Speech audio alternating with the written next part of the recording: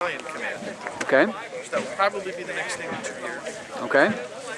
And possibly such commands as unfixed bayonets and forward march and stuff like that. So I'm sort of the voice of the colonel. Okay. And do you know a little bit of the history of this battle? I mean, have you been through it before? I had a great-grandfather who fought at this battle, and we've reenacted it a number of times. And what was his name? Albert M. Glenn. He joined the Army. He didn't have a middle name. They said, you have to have a middle name, or at least a middle initial. Okay. So he said, okay, M for middle.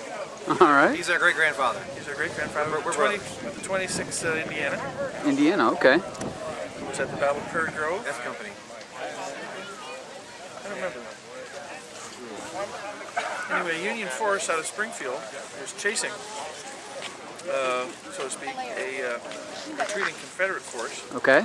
And in the matter of 2 or 3 days, they marched 100 miles from Springfield. They stripped everything into the wagons, so the men just had their muskets, and marched and marched and marched, an incredible high-speed march, and caught up with them here. Well, in December, being December 5th. That's not warm weather down here. No. Well, not always. This is probably about what it is now. Okay. And the Confederates were entrenched up on the top of the hill here.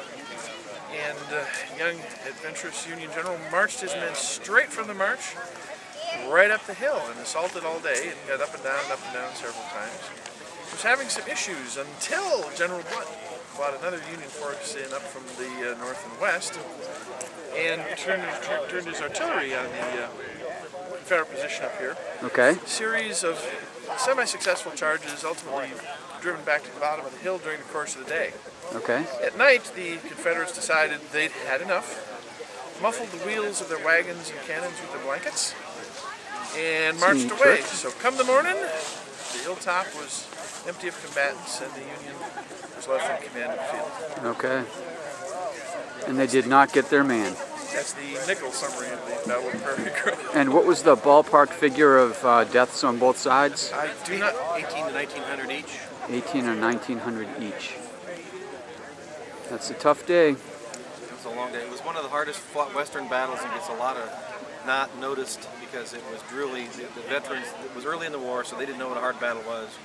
But later in the war, the veterans recalled the Battle of Prairie Grove as being one of the most difficult, bloody, challenging, skirmishing, forward-backward battles that they'd ever been in. They knew it at the time, but they just didn't know how it would compare to the rest of their conflict. But it was a very, very difficult day for both sides.